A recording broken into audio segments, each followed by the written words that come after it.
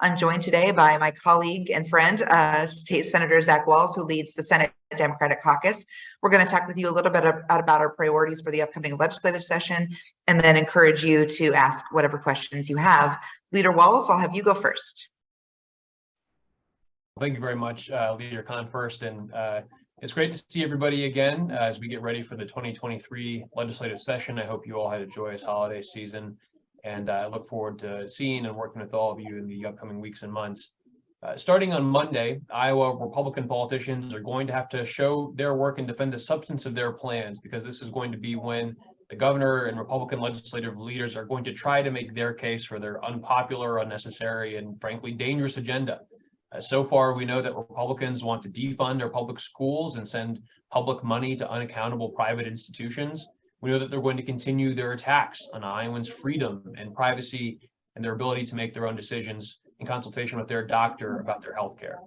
And it sure looks like Iowa Republicans are going to try to do this as quickly as they can and with as little transparency and accountability as they can get away with.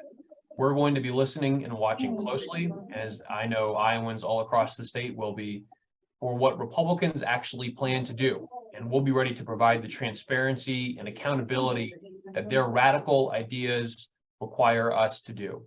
It is also for precisely that reason that I want to strongly condemn the cowardly decision by Iowa Republicans to boycott the Iowa Capitol Press Association's legislative session preview forum.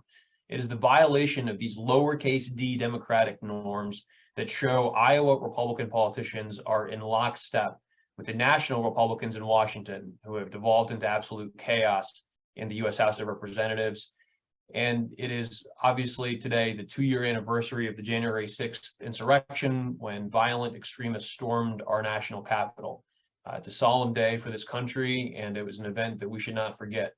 The price that we paid that day as a country is the one that we continue to pay today, and it's something that we all need to continue to condemn when we see those radical extremists in our midst. I know that there is going to be one of those people actually at the State House starting on Monday, and that's something that should concern all of us. So with that, I'll pass it back to Representative Konfrst before we take your questions.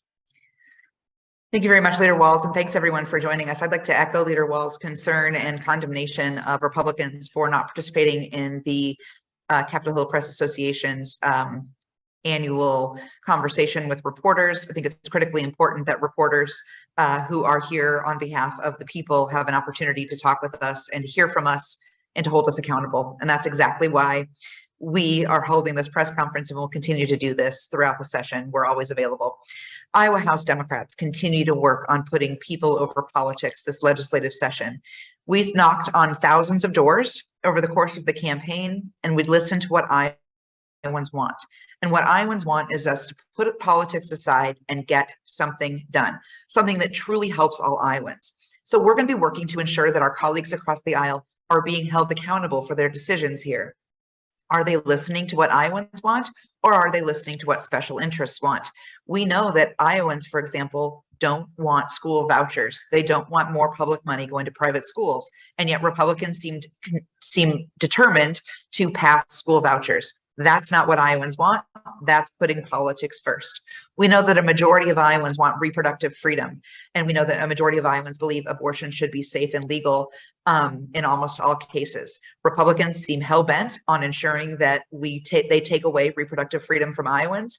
That's putting politics before people.